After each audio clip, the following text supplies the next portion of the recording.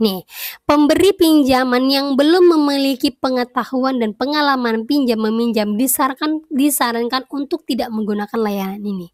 Memang benar teman-teman, bagi kalian pemula, bagi kalian yang emang sangat membutuhkan uang, saya sarankan untuk tidak langsung mengambil di Singa ID ini. Karena luar biasa, apalagi yang mentalnya mental tempe, apalagi mentalnya mental yang nggak kuat, mentalnya gampang nangis, mentalnya gampang down, atau sedikit-sedikit langsung memikirkan untuk bunuh diri. Kalau bisa kalian jangan pakai di sini. Karena apa? Di Singa ini saya tidak menjamin kalian untuk baik-baik saja. Tetapi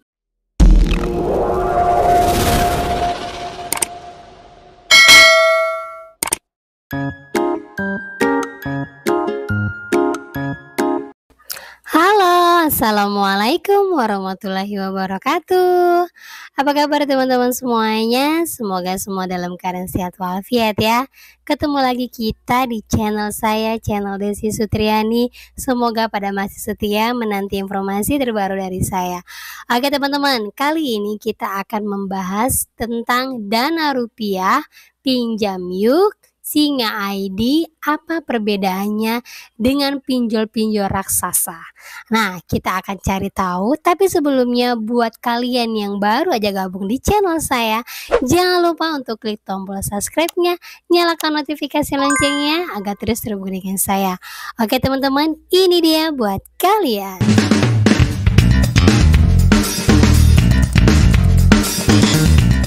Oke teman-teman, pertama kita masuk ke dana rupiah. Nah, dana rupiah ini paling banyak sekali dibahas sama teman-teman saya di grup. Jadi saya tergerak untuk membahasnya juga. Nah, ini saya buka di aplikasi dana rupiahnya lewat laptop ya teman-teman ya.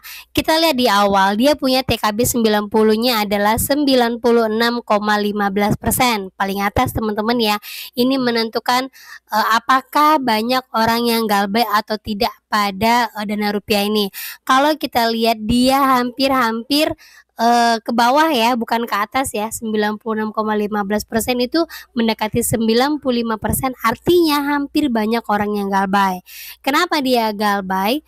Karena dari informasi yang saya dapatkan bahwa sebelum jatuh tempo kebanyakan dari DC lapangannya langsung menagih seperti ilegal. Bahkan ada yang mengirimkan foto-foto kita yang tidak pantas untuk dilihat, menyebarkan, bahkan langsung sebelum japo aja dia sudah ribut banget.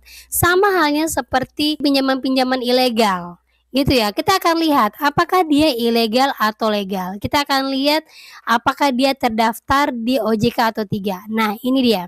Kita baca tentang kami. Ternyata PT Layanan Keuangan Induk Berbagi atau bisa disebut juga dengan Dana Rupiah adalah perusahaan P2P yang telah berizin dengan nomor Cap 18/D05/2020 di Otoritas Jasa Keuangan. Artinya sejak tahun 2020 itu dia sudah berizin ya teman-teman ya. Tapi ada berita-berita santer nih di sekitar tahun 2022 dana rupiah ini sempat dianggap bangkrut atau dikatakan bangkrut karena apa? Pemiliknya mengundurkan diri dari anggota OJK. Terus banyak yang bergulir bahwa dana rupiah ini benar-benar bangkrut karena penagihannya sangat barbar. Sampai detik ini pun belum ada orang-orang yang mengatakan bahwa dana rupiah ini masih WA-nya bagus, masih WA-nya atau teleponnya bagus. Rata-rata belum japo aja mereka sudah ngabarin hal-hal yang tidak-tidak. Nah, seperti yang teman-teman saya di grup katakan ya teman-teman ya. Kita lanjut ya. Nah, ini ada saya blok ya di sini. Saya blok aja teman-teman ya. Oh, nggak bisa ya. Kita langsung lihat di nomor 2-nya aja deh. Di situ dikatakan resiko kredit atau gagal bayar ditanggung sepenuhnya oleh pemberi pinjaman. Tidak ada lembaga atau otoritas negara yang bertanggung jawab atas resiko gagal bayar ini. Nah, di nomor 2 ini kalau kita bandingkan dengan Shopee ya, itu saya bandingkan di sini ya teman-teman ya. Ini sudah saya blok. Di sini yang saya ambil contoh adalah SPayLater ya, SPayLater. Kita lanjut ke bawah yang saya blok tadi. Oke. Di sini disebutkan 4.3 resiko kredit atau gagal bayar ditanggung sepenuhnya oleh pemberi pinjaman dan atau asuransi kredit sebagaimana relevan. Artinya apakah nasabah ini bisa ditanggung oleh asuransi ketika mereka gagal bayar. Mungkin perlu ditelisik lagi apakah nasabahnya meninggal ataukah dalam keadaan bangkrut ya. Terus tadi katakan tidak ada lembaga atau otoritas negara yang bertanggung jawab atas risiko gagal bayar ini. Nah, kalau kita bandingkan dengan dana rupiah, di sini dijelaskan mereka tidak menyebutkan adanya asuransi kredit ya. Jadi bisa dikatakan bahwa dana rupiah ini tidak ditanggung oleh asuransi. Jadi kalau kalian gagal bayar atau galbay, otomatis mereka akan mengejar-ngejar kalian selayaknya ilegal. Sudah pernah banyak, kalau kalian pengguna dana rupiah pasti kalian akan tahu apa yang dilakukan oleh DC-nya.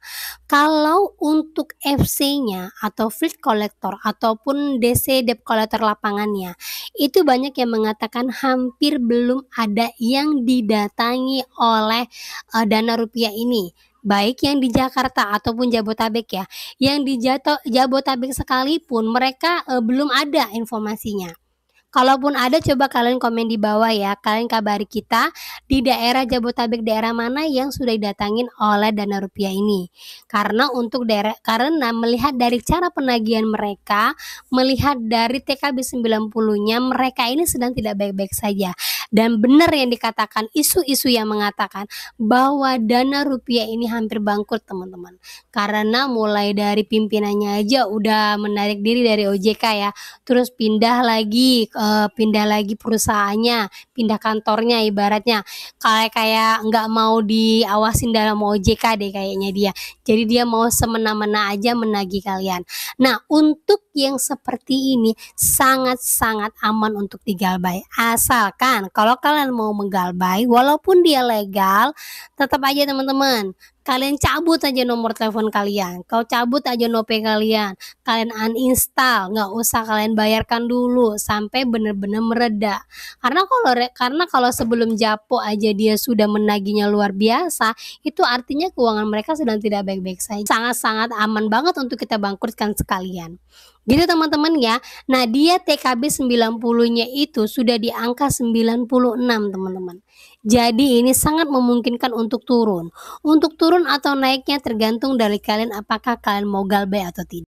Oke, kita lanjut lagi untuk aplikasi Singa ID. Singa ID kita lihat paling atas, TKB 90-nya adalah 100%.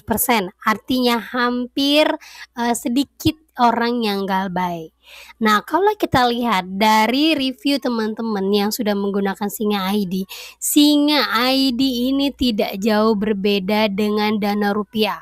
Semua DC lapangannya luar biasa barbar, luar biasa ganas seperti Singa.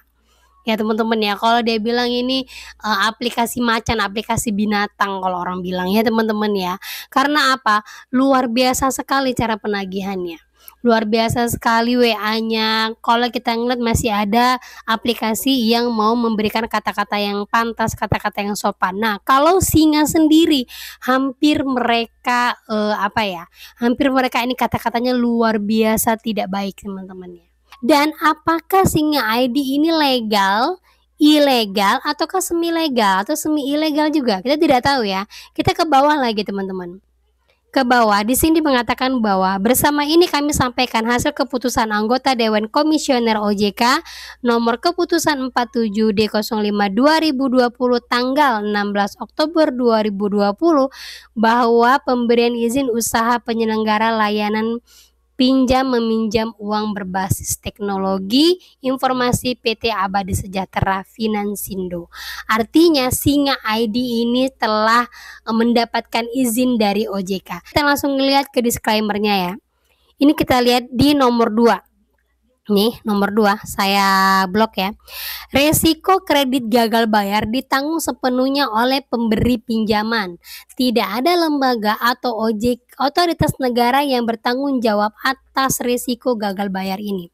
Di sini sudah dijelaskan teman-teman, kalau yang nomor 2 ini tidak sama ketentuannya dengan Shopee, tidak sama ketentuannya dengan pinjol-pinjol besar yang sudah menggunakan asuransi. Artinya resiko gagal bayar yang dilakukan oleh nasabah menjadi tanggung jawab mereka semuanya. Artinya mereka mau menagih secara barbar, menagih secara ilegal, menagih secara suka-suka mereka, itu mereka sudah informasikan di sini. Dan mereka memberitahukan bahwa tidak ada otoritas negara yang bertanggung jawab atas risiko gagal bayar ini. Artinya mau kalian menagih ke OJK, kalau kalian mau menagih ke API, mereka sudah memberikan informasi ini. Jadi mereka itu bisa semena-mena karena sudah memberikan informasi sebelumnya. Gitu ya. Nomor 4 lagi nih ya, saya blok nomor 4. Nih, pemberi pinjaman yang belum memiliki pengetahuan dan pengalaman pinjam-meminjam disarankan untuk tidak menggunakan layanan ini. Memang benar teman-teman, bagi kalian pemula, bagi kalian yang emang sangat membutuhkan uang, saya sarankan untuk tidak langsung mengambil di Singa ID ini.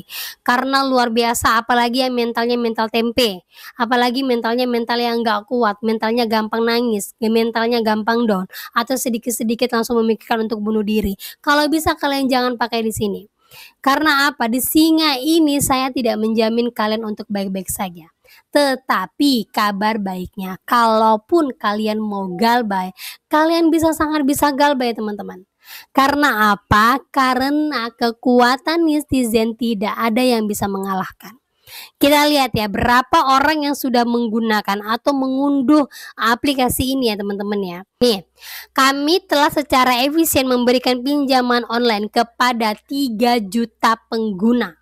Bayangkan, 3 juta pengguna kalau orang-orangnya selalu selalu diancam, selalu diteror, kalian bisa menurunkan TKP 90-nya seperti Dana Rupiah.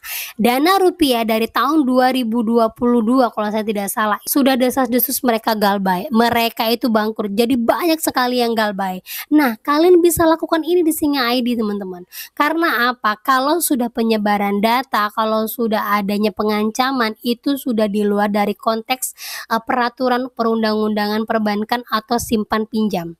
Walaupun mereka sendiri memberitahukan kepada kita bahwa mereka berhak untuk sepenuhnya menjadi tanggung jawab mereka untuk menagih. Tidak ada orang yang bisa ataupun otoritas keuangan yang bisa bertanggung jawab. Tetap kalian punya hukum. Indonesia ini negara hukum. Walaupun negara hukumnya ABCD, tapi kita dengan kekuatan sebanyak ini bisa menegakkan hukum kita. Gitu teman-teman ya. Kalau mau digalbaikan, galbaikan. Kalau bisa TKB 90-nya turun setiap bulan teman-teman. Karena TKB 90-nya ini akan diupdate setiap bulannya. Oke, lanjut lagi kita ke aplikasi Pinjam Yuk. Kita lihat ya, aplikasi Pinjam Yuk itu TKB 90-nya 100%. Kemudian di bawah sini tulisannya berizin dan diawasi OJK, AFPI, legal dan aman. Nah, kalau aplikasi Pinjam Yuk ini teman-teman, kalau kalian yang baru aja galbay, baru aja mau melakukan pinjaman online, kalau bisa ya hindari untuk yang pinjam yuk ini kalau mental kalian cemen atau mental kalian gak kuat. Karena apa? Pinjam yuk ini DC-nya hampir sama dengan Singa ID, dengan Dana Rupiah, semuanya barbar banget, hampir sama dengan ilegal. Penggunanya ini sudah banyak, sangat banyak teman ya. Peminjamnya itu 6,4 juta orang. Peminjam yang aktif sampai hari ini adalah 1,3 juta orang. Nah, berkurang ya walaupun peminjamannya lebih banyak ya. Terus melayani lebih dari 50 kota yang ada di Indonesia. Bukan berarti mereka itu ada DC atau FC-nya ada di 50 kota ini. Tidak, artinya peminjamnya itu berasal dari 50 kota yang ada di Indonesia. Terus kita lanjut lagi ke bawah, lanjut lagi terus temen ya. Nah, kita lihat di sini ya. Untuk disclaimer-nya, untuk yang nomor 2 ini ya, saya kasih tahu. Kata-katanya pun sama dengan aplikasi Singa ID dan Dana Rupiah, yaitu nomor 2, resiko kredit atau gagal bayar ditanggung sepenuhnya oleh pemberi pinjaman.